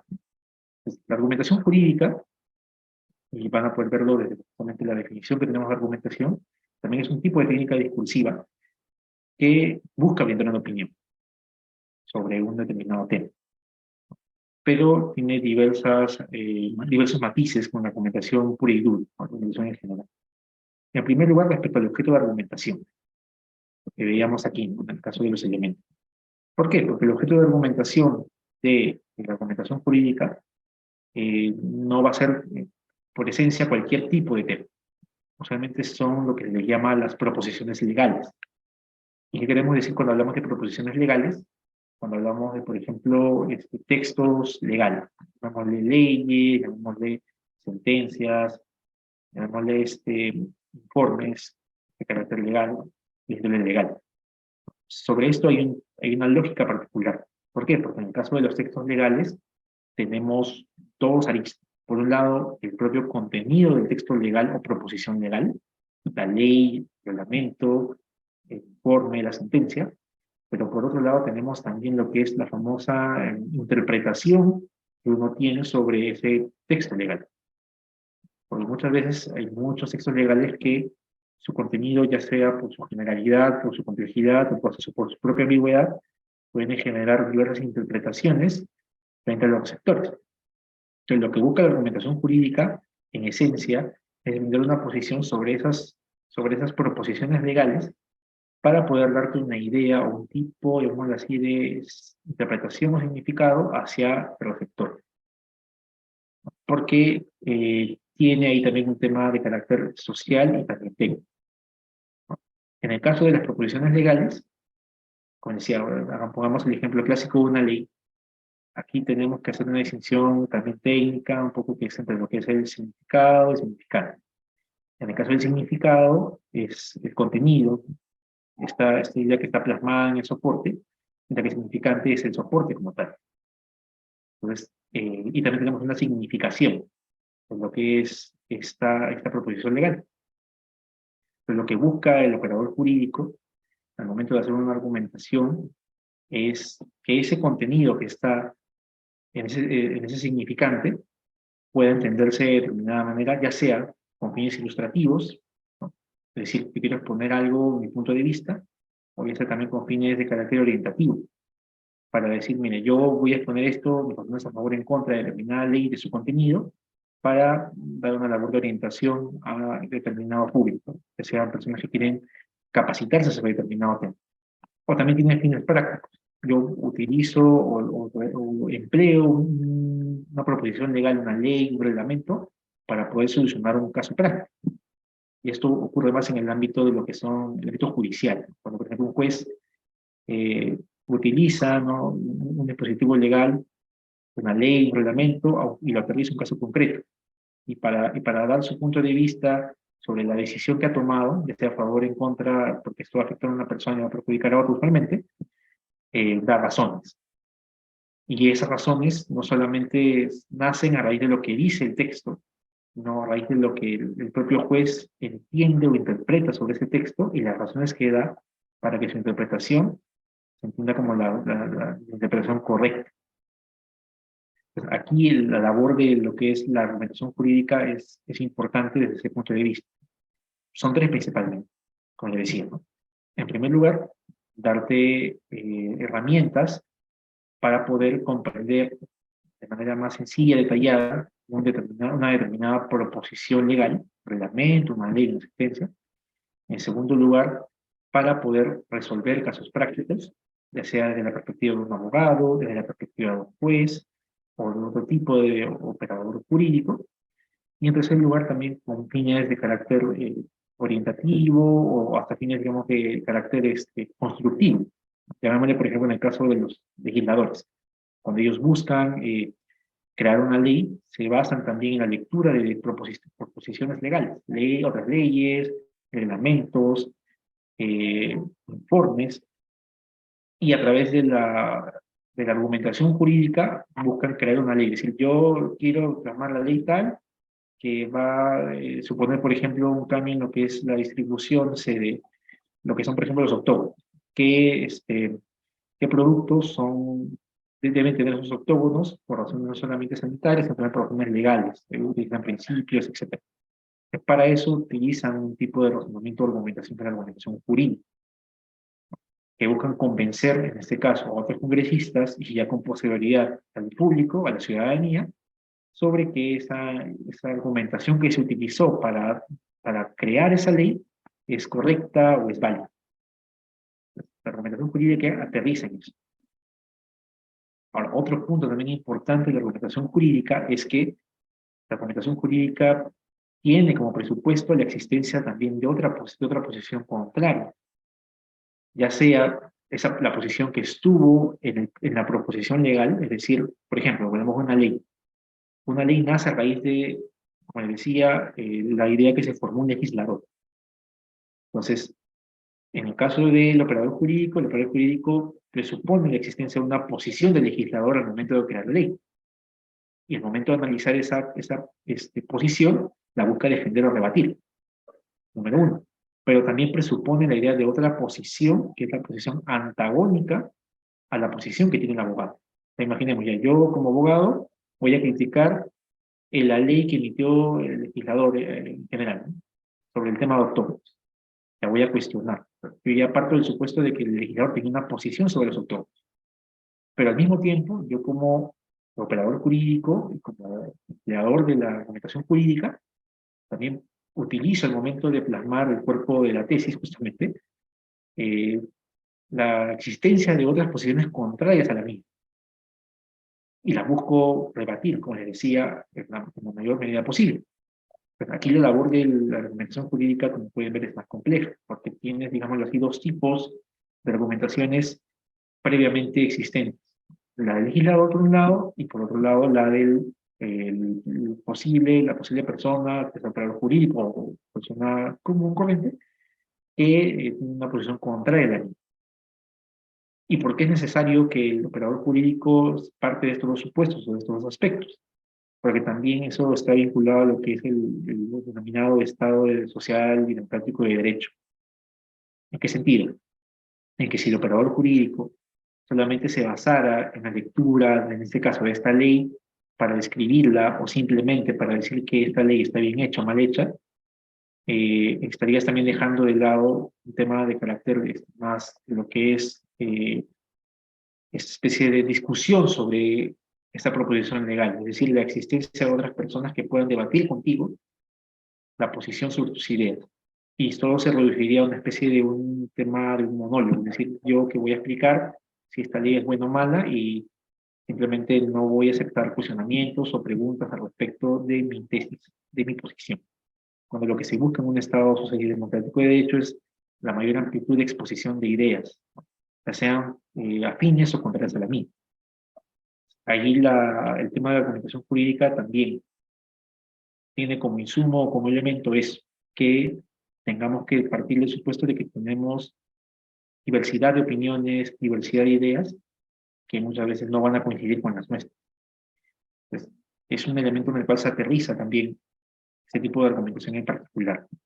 En el caso también de la tesis, es un tema más aterrizado, porque acá también, si hablamos de que el objeto de la argumentación es un objeto más concretizado en lo que son las proposiciones legales, obviamente la tesis va a variar también en cuanto a cómo se va a aterrizar también en una argumentación jurídica. ¿En qué sentido? En que la tesis no siempre va a buscar, digamos, dar una posición a favor o en contra de una determinada proposición legal. Muchas veces lo que va a buscar es llamar o invitar a la formación de mayores conocimientos o quizás o extraer, perdón, un conocimiento, una nueva idea sobre ese tema respecto del cual yo estoy opinando. Y esto da pie a la formación de, obviamente, principios o de pautas para, en este caso, operadores jurídicos. También podemos poner un ejemplo. Un tema de tesis que sería la famosa seguridad y salud en el trabajo. De una multiplicidad de empresas que tienen trabajadores a su cargo y que tienen que velar porque ellos estén en condiciones de seguridad y salubridad conforme a ley. Que se eviten sus enfermedades, que eviten que tengan accidentes de trabajo. Yo puedo, como operador jurídico, tener una opinión sobre una determinada política del gobierno respecto a la seguridad y salud en el trabajo. Por ejemplo, que el uso de los equipos de protección personal que dan los empleadores a los trabajadores debe requerir mayores implementos, que no son solamente indumentaria, que no son casco, sino otro tipo de implementos. Y para eso yo no solamente voy a basarme en criticar esa política que tiene actualmente el gobierno, sino también voy a plantear justamente nuevas ideas, ¿no? Por ejemplo, voy a utilizar la experiencia comparada de otros países para decir que esta política puede mejorarse. No solamente la voy a cuestionar, sino voy a buscar que mejore. O también, desde un punto de vista más pues, extremo, diría, la política tiene que descartarse por completo. Tiene que haberse una nueva política bajo estos parámetros. Entonces, ya el tema escapa de lo netamente de lo que es exposición de ideas, sino pasa por un tema de generar, digamos, un mayor valor a la argumentación que yo busco dar, y obviamente a mis conclusiones, ¿no? Entonces, por ese lado, la argumentación jurídica tiene esa particularidad en cuanto a la tesis. No necesariamente va a ser una posición a favor o en contra, también puede tener un mayor, pues, una mayor incidencia en lo que es esta preocupación social y no netamente intelectual, jurídica. Otra particularidad es en cuanto al cuerpo también de la argumentación jurídica.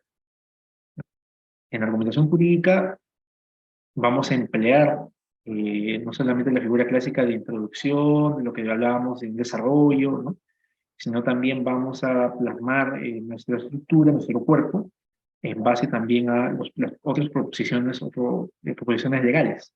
Como le decía, los operadores jurídicos van a recurrir a textos, leyes, reglamentos, jurisprudencia, tratados, y eso va a determinar cómo es que el cuerpo se va formando, cómo es que voy a desarrollar mis ideas, porque no solamente van a ser mis ideas propias, sino también van a nutrirse de otras ideas que van a dar mayor fortaleza, mayor peso a mi tesis. Y también la forma en cómo yo voy a organizar esas otras proposiciones legales van a permitir defenderme también frente a posibles argumentos contrarios a los míos que se puedan plasmar por parte de otros autores que ya tengan esos argumentos contrarios ya en otros textos, o también si hablamos, por ejemplo, de una exposición ante un jurado, donde el jurado obviamente va a tener argumentos contrarios a los míos, ya sea por sus ideas propias del propio jurado, porque ese jurado ha revisado otros textos que tienen ideas contrarias. Entonces, el cuerpo de la tesis también va a variar, tiene matices, desde una perspectiva jurídica, ¿no? Si queremos ser también un poco más prácticos, no tanto desde la perspectiva académica, sino desde la perspectiva ya más práctica también. Por ejemplo, en el caso de lo que son las sentencias judiciales, los cuerpos de estas, digamos así, tesis, queremos llamarlo así, o de esos tipos de argumentación jurídica que emplean los jueces es distinto, porque ellos también usan una estructura, bueno, son los famosos considerandos, donde empiezan relatando un resumen del caso, luego pasan por el desarrollo justamente de lo que son las razones de hecho y de derecho, y luego una especie de conclusión que es la decisión que toman frente a ese caso práctico, luego de haber analizado esta perspectiva, digamos, como un tercero. Y aquí también en el cuerpo de la tesis hay una diferencia. Lo que les acabo de decir, hay razones de hecho y de derecho. Las razones de hecho son las típicas, las que están justamente en todo tipo de argumentación, mis razones que se basan en experiencia, que se basan en lo que yo puedo percibir de otros casos, de la realidad, pero las razones de derecho ya son unas razones ya que presuponen, como decía, una proposición legal. El artículo tal del Código Civil, ¿no? El fundamento tal que está en la sentencia tal del Tribunal Constitucional, ¿no? El considerando tal de tal tratado internacional. Pues eso es digamos, un tipo de razón o argumentación jurídica, sí, y también más, puede ser objetiva, que le da peso a mis propias argumentaciones, de razones de hecho. Entonces ahí las razones de hecho y las razones de derecho se complementan para poder dar pie al cuerpo de la tesis. Y en el caso de la conclusión también. También vemos cómo se aterriza de manera más concreta en el ámbito jurídico, porque la conclusión va a suponer sí una reflexión final, va a suponer un resumen de lo que yo quise decir en el cuerpo de la tesis, ya sea demostrándola o dándole matices, pero también la conclusión, en el caso de la argumentación jurídica, va a buscar también una reflexión final desde la perspectiva decir, científica, legal, ¿no? Tratando de dar razones a favor o en contra de un determinado propositivo legal, pero también razones de carácter social. Justamente lo que busca el operador jurídico es eso, no quedarse solamente en lo que es el ámbito del laboratorio, si queremos llamarlo así, no determinado problemas jurídicos, sino también dar pautas o dar ciertas ideas que pueden tener un impacto en la sociedad. Y todo esto lo enlazamos al tema de lo que es el derecho y cómo es el sistema que tenemos, el sistema jurídico, como el sistema del Estado social, democrático de derecho.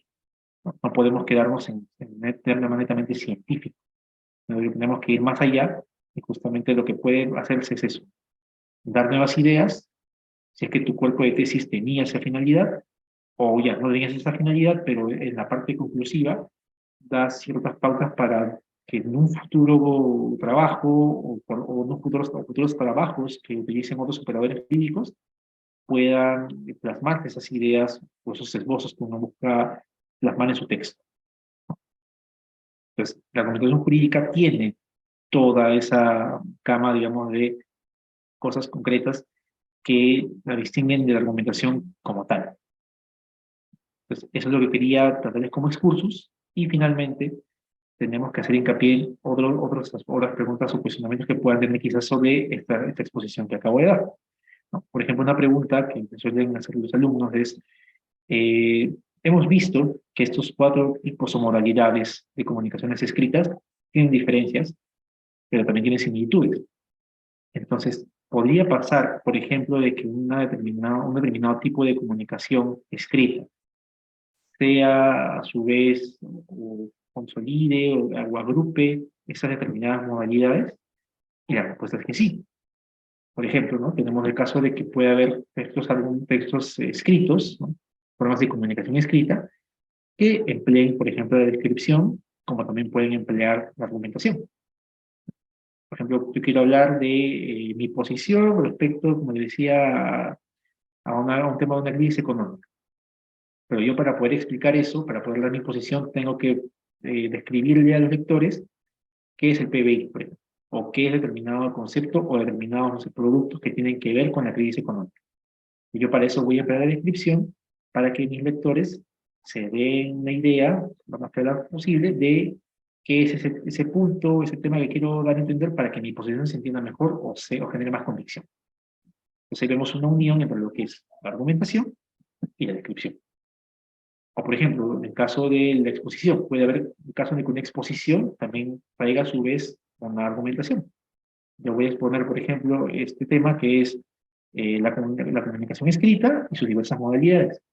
Pero a lo largo de esta exposición yo podría dar mi posición, por ejemplo, sobre si la argumentación es no sé, más compleja que la descripción. Puedes decir, no, sí, para mí la argumentación es la forma más completa o más compleja de comunicación escrita, por esto, por esto, por esto. O puedo decir, no, no es verdad, y yo tengo razones para decir que la descripción también es muy compleja y que la argumentación a simple vista no es tan compleja como lo pensamos. Ahí tenemos una unión de exposición más argumentación. Entonces, a lo que quiero llegar es que estas formas de comunicación escrita, como pasa en la realidad, pueden coincidir, pueden superponerse.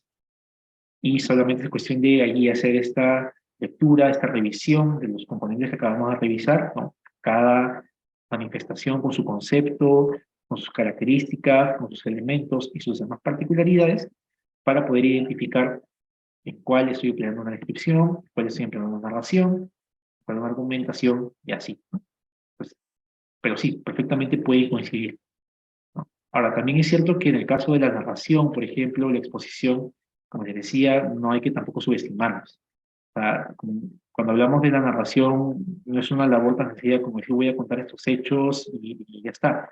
O simplemente lo vamos a orientar a lo que es un tema netamente literario. O sea, la narración también tiene una finalidad, como les decía, en que los hechos que se relatan, pues, deben tener una determinada estructura y son de carácter dinámico. Y la narración también puede emplearse en determinadas situaciones que pueden ir, digamos, con lo complejo, con lo técnico, con lo científico. O también en el caso de la descripción, como les acaba de comentar hace un momento. Y de similar forma la exposición. La exposición también es, no solamente es, como les decía, un cuento, un reconteo, perdón, de un tema y su contenido. También puede tener una complejidad si es que lo que vamos a hacer, querer explicar o exponer, tiene determinadas, se puede decir, aristas prácticas, no solamente teóricas. Entonces, ahí el tema de la exposición va a requerir una preparación también del expositor como tal, ¿no? Ya sea de su experiencia, ya sea también de otras técnicas para poder exponer. Y eso ya tiene que ver, pues, un poco más personal, pero que también hay técnicas para ser expositores, los famosos oradores, por ejemplo, que tienen un tema de dominio escénico, tienen un tema también de un empleo de un lenguaje particular, para que no solamente su mensaje se capte de mejor manera, sino también genere esa atención, ese interés por parte de los lectores. Pues ahí también hay técnicas que se pueden emplear y que de hecho hacen que la exposición no solamente sea un tema netamente, como les decía, una explicación de un tema. O sea, también tiene esta parte metodológica que hace que se complejice más la cosa. Y en el caso de la argumentación también, ¿no? Como decía, la argumentación ya hemos entendido aquí como un elemento más, ¿no? Más desarrollado, más detallado, y les explicaba el tema de la argumentación jurídica un poco para darles esa perspectiva, pero también es cierto que la argumentación se puede emplear en términos completamente sencillos, ¿no? Como por ejemplo, yo quiero dar mi razón de ser o mi posición en contra de algo, un tema tan sencillo, estoy a favor o no de cierta opinión de una persona que no requiera mayor explicación o mayores argumentos. Entonces, la complejidad, como les decía, en uno y otro tipo de comunicación escrita puede variar desde lo más sencillo hasta lo más complejo. Entonces, no es un tema tampoco de subestimar estas modalidades de comunicación, dado que cada una tiene sus propios matices, su propio desarrollo. Así como yo estoy hablando también, por ejemplo, de la argumentación jurídica, yo puedo hablar también de una exposición de carácter jurídico, pues alguno de los presentes también, desde su propia disciplina o de su propia experiencia, podría decirme, no, doctor Carlos, aquí el tema de la exposición, no sé, de la perspectiva médica o de la perspectiva, no sé, sociológica, es muy importante, es muy compleja y no tanto el tema de la argumentación o una perspectiva literaria, pues no, ¿sabes qué, doctor? El tema de la narración, de hecho acá tiene bastantes aristas y muchas más de las que usted ha escrito en la exposición. Y eso obviamente no le quita, no le resta validez. Va a depender también, como les decía, del tema contextual. Y eso era para volver al tema de la comunicación escrita. Se dan cuenta cómo es que el contexto del emisor, del receptor y de la propia situación que se busca comunicar define la complejidad o en este caso el cumplimiento de la finalidad de la comunicación y a eso quería ir. Simplemente la situación particular del emisor, sus experiencias, su disciplina o el contexto sobre el cual yo voy a utilizar una determinada modalidad de comunicación escrita define qué tan importante es una u otra para efectos de lo que es la propia comunicación. Ahora, sobre el tema de las ventajas y desventajas, también es bueno también ahí hablar un poco más, ¿no? Porque nosotros decíamos que en el caso de las ventajas era el tema de, por ejemplo, la permanencia y la información precisa, que eran situaciones ya dadas respecto a la comunicación escrita. Pero aquí también debemos hacer determinadas contingencias, ¿no? En el caso de la permanencia, es cierto, o sea, por la general, la comunicación escrita tiene esa vocación porque los soportes en los cuales están plasmadas, pues permiten ese registro en el tiempo y permiten el tema de las fuentes de consulta. Eso es cierto y eso es una ventaja frente, por ejemplo, a la forma de comunicación oral. Pero también el tema de la permanencia puede tener una desventaja, si queremos llamarlo así, en lo que sería lo que de cara al receptor. ¿A qué me quiero referir con esto? Es que muchas veces las formas de comunicación escrita ya tienen per se, ¿no? En el caso, por ejemplo, de una argumentación, una posición, un elemento que ya te va a atender o busca, o tiene una finalidad de un convencimiento, ¿no? Una formación de una idea por parte del receptor. Y muchas veces esta permanencia de esta fuente lo que genera es que a veces los conocimientos puedan, en este caso, en muchos casos, estancarse, no generar una innovación, porque ya tenemos el soporte y ese soporte por lo general no va a cambiar, salvo que se generen, ¿no?, nuevas formas de comunicación o nuevos contenidos para esos soportes que sean algo novedoso frente a lo que ya existe.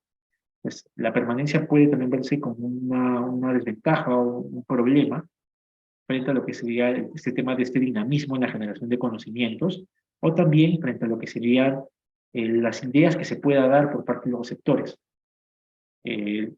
Porque muchas veces lo que se busca es generar una opinión propia de cara al receptor del mensaje. Pero si tú ya tienes algo ya dado y que usualmente se puede tomar hasta en muchos casos como un dogma, como algo que no puede ser cuestionado, puede ahí generar cierto problema porque generaría pues una especie de una mecanización en el pensamiento por parte de los sectores.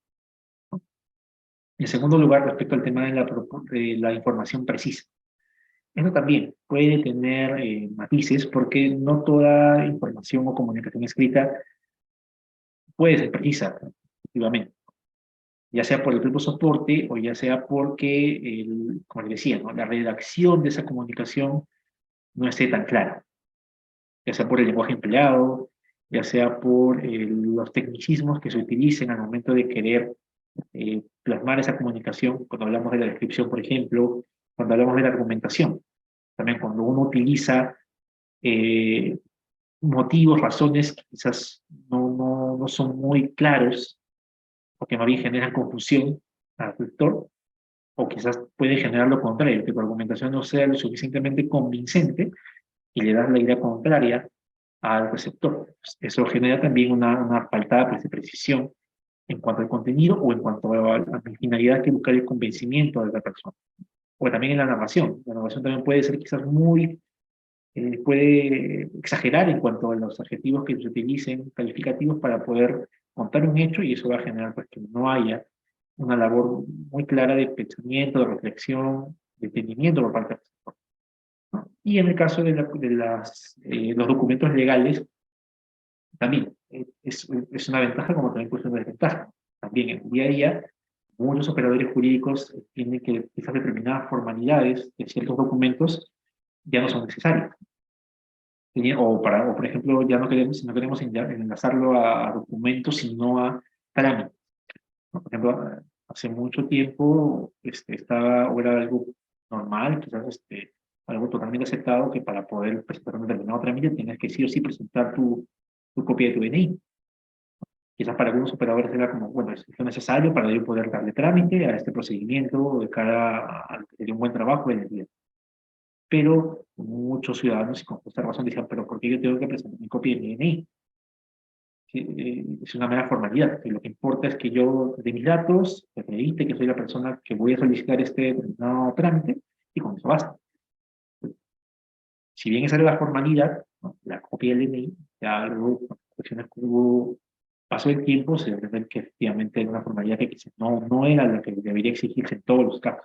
Y esto se relativizó por un tema de simplificación administrativa. O también ciertos documentos que quizás antaño era necesario tener cierta formalidad, no sé, escritura pública, que se elevar los públicos, o no sé, sellos, que le daban, no sé, una mayor apreciación o validez legal al documento, pero que quizás ahora ya no será necesario porque ahora tenemos pues nuevos soportes electrónicos, ¿no? Que son más útiles quizás a efectos prácticos, o que allí sí su formalidad esté, digamos así, justificada, ¿no? Por ejemplo, si queremos llamar en los casos, por ejemplo, de aquellos documentos que tienen la firma digital, ¿no? del autor del documento.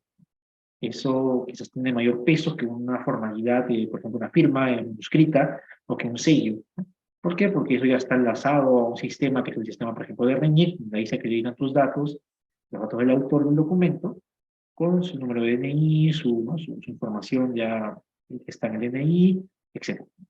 Pues, puede también suponer una desventaja, si queremos llamarlo así, desde la perspectiva de los ciudadanos o determinados receptores, este tema de la formalidad de ciertos documentos legales. O si queremos también relacionarlos con otros tipos de documentos de otras disciplinas que requieran una formalidad y que quizás para muchos de ustedes, estimados alumnos, sea pues una desventaja más que una ventaja. Y en el caso de las desventajas también, como les decía, al transcurso de la exposición, por ejemplo, esta desventaja de falta de respuesta inmediata no es tan así. Porque en muchos casos, dependiendo del soporte, como les decía, la respuesta sí se puede dar de manera inmediata, estando este tipo de comunicación de naturaleza escrita. Los aplicativos de mensajería instantánea, por ejemplo, ¿no?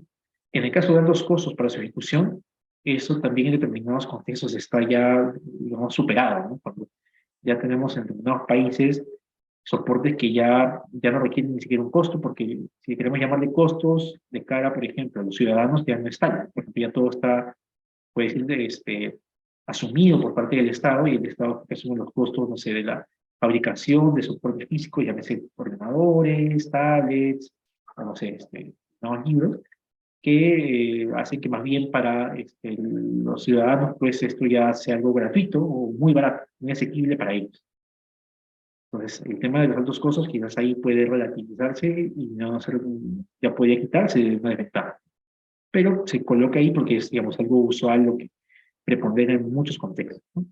En el caso de la desventaja del tema de que la comunicación requiere tiempo para leer, también eso actualmente puede ser válidamente cuestionado, ¿no? Hay muchas modalidades de comunicación escrita, ejemplos de comunicación escrita que quizás por su propia redacción, por su propia elaboración, más bien al contrario, puedan ser más fáciles de entender o de decodificar, como se dice ahí, de responder. Cuando hablamos, por ejemplo, de soportes en redes sociales, ¿no? De ahí se plasman opiniones o comunicaciones que no requieren mucha complejidad para leer, o lo que está de moda ahora en muchos países, cuando hablamos de artículos que son, incluso te ponen ahí en su contenido el tiempo que te tomaría de leer, 2 minutos. ¿Y por qué? Porque es un texto súper resumido, porque tiene un lenguaje tan sencillo que permite una comprensión muy clara, muy fácil de cada receptor.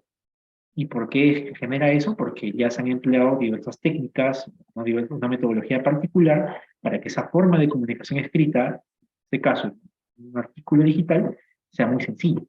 O también el empleo como decía, mecanismos o técnicas. Por ejemplo, que no todo sea un texto. Cuando todo es un texto muy largo o que tiene muchas oraciones juntas, obviamente se hace tedioso de leer, se hace confuso, pero si utilizamos, por ejemplo, los famosos PPTs o lo que ahora está de moda en el Prezi, eso genera para que el entendimiento de estas comunicaciones escritas sea más sencillo. Pues esta idea también puede, en los casos, ser considerada ya no como una desventaja, porque ya se ha superado también actualmente. Y en el caso también de requerimiento de habilidades y competencias, también, ¿no?